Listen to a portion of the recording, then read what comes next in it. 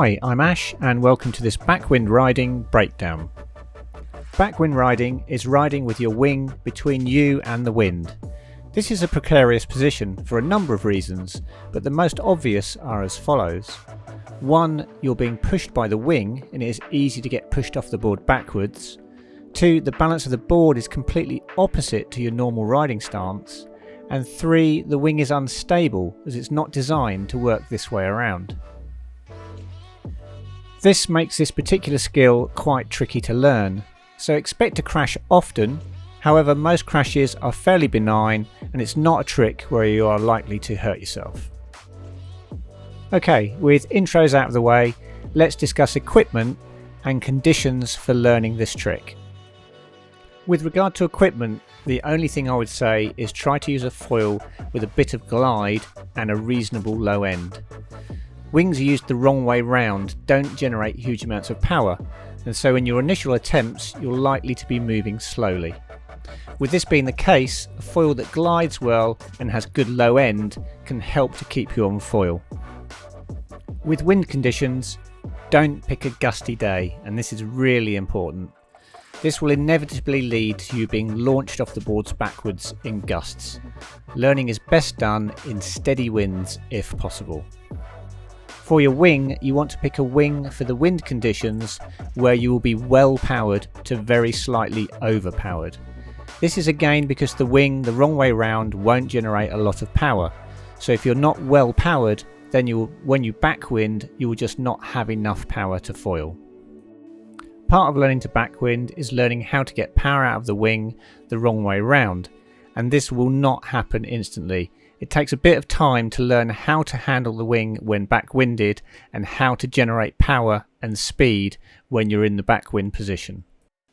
Lastly, for sea state, it is best to carry as much speed as possible into the backwind position, so flat sea conditions will help in being able to jibe at full speed without having to navigate chop or swell. That said, using a bit of swell to help carry you in the backwind position can be useful. Okay, that's enough on equipment, wind and sea state. Let's look at our first example. The first part of getting into the backwind position is exactly the same as a race jibe, except we normally do race jibes in light wind, and in this instance we're going to be doing it pretty powered up, so your race jibes need to be pretty well practiced. You need to make sure your entry into backwind is fast so you can get the wing to go light to get into the leading edge down position of a race jibe. If you can't race jibe yet, then I'll put a link top right for my race jibe breakdown video. At this point we are heading pretty much straight downwind and we are standing straight up in a neutral position, carrying as much speed as possible. From here we would usually flip the wing in a race jibe. Instead, we're going to bring the wing backwards towards the rear of the board in this leading edge down position.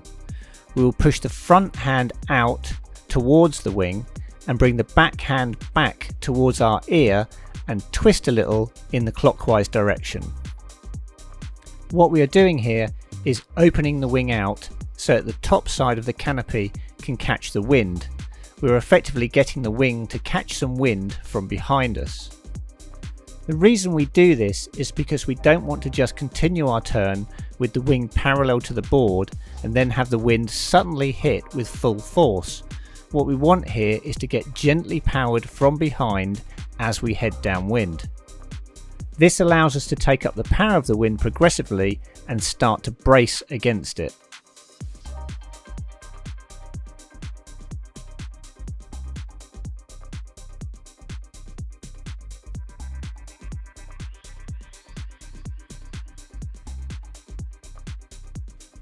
Now we can see that the canopy has backwinded and is powering us in a slightly downwind direction. I haven't stopped turning throughout the jibe into backwind, but I do want to note a few things. Notice that the wing has noticeably come backwards and the leading edge is barely ahead of my body. If a gust hits, it will hit more towards the rear of the wing and I can twist in a clockwise direction or let the power off with my backhand to take up those gusts.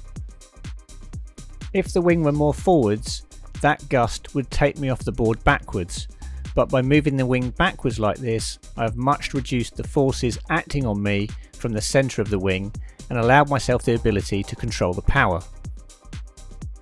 We are still heading downwind and I can feel a little shove from the wing, but it is very gentle at this point and unlikely to knock me over. From here we are going to continue to turn, and we need to prepare to lean forwards onto the wing and put more weight onto our toes.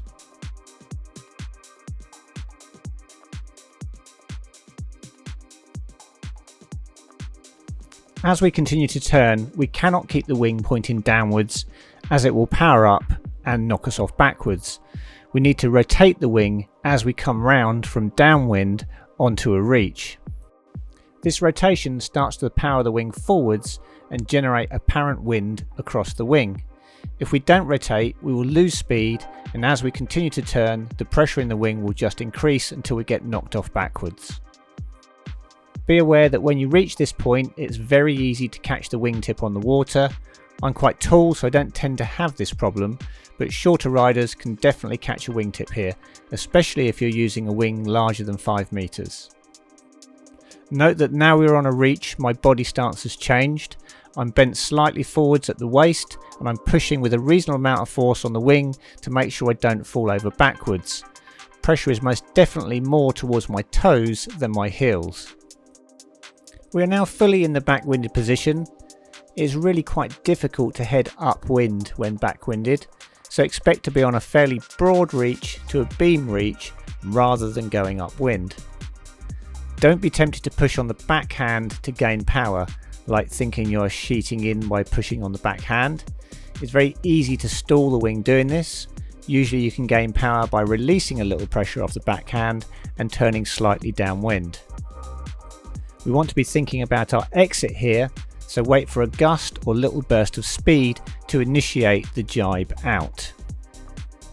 To jibe out, we start the turn first by carving the board, and then we want to quickly rotate the wing from slightly nose down to point almost directly nose up. Again, this is about managing power. We don't want the wing to suddenly fill with wind in a strut horizontal or leading edge down position. So a quick rotate to leading edge up will allow the wing to take on power, and we can sheet out the wing easily in this position to depower it. If you leave the wing in the horizontal for the jibe out, it tends to surge forwards and pull you off the board forwards. The timing of the rotate out is not that critical, and you can get away with doing it earlier rather than later. You will know if you leave it too late, as the wing will pull you off the board. We are now in a familiar position and can just carve round into our normal stance and sail away. Okay, so let's look at another one of these, and this time we'll do a tack out of the backwind position.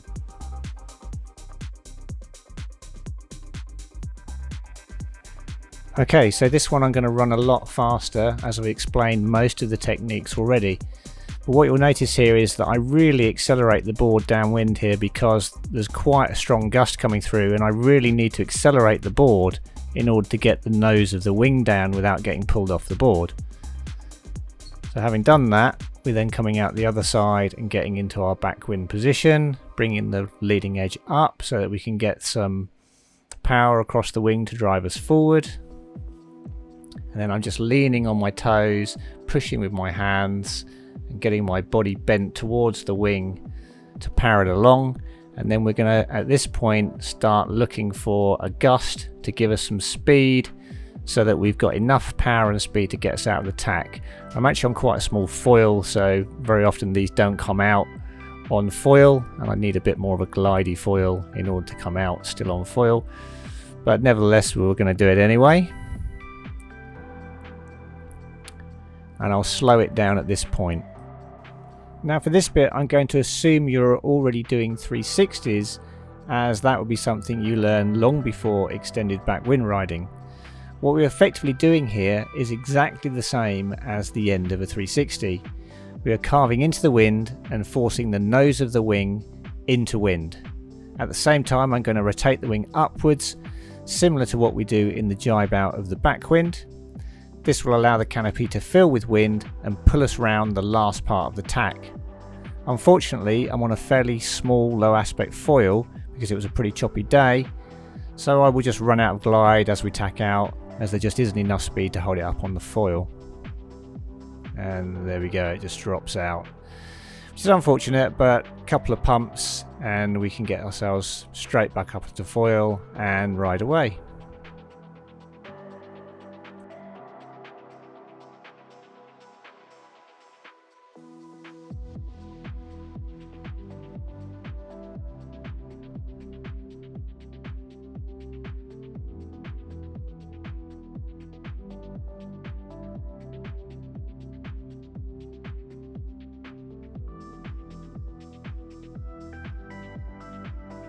This next one I want to show how handle design can affect your backwind riding.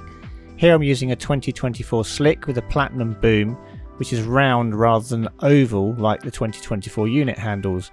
You can see I have a lot less control of the tilt of the wing, as I have far less leverage on the wing with a round handle, which is something to bear in mind if you plan to make backwind riding part of your everyday riding. And lastly, one more example here at full speed, where you can see the whole process working together, and then finally at the end I do a jibe out on this one back onto my normal stance.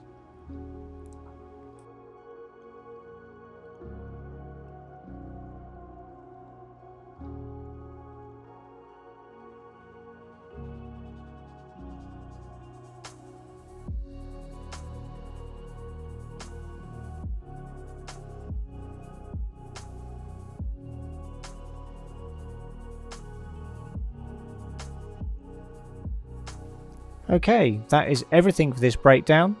I hope it's been useful and given you some insight and guidance on how to backwind.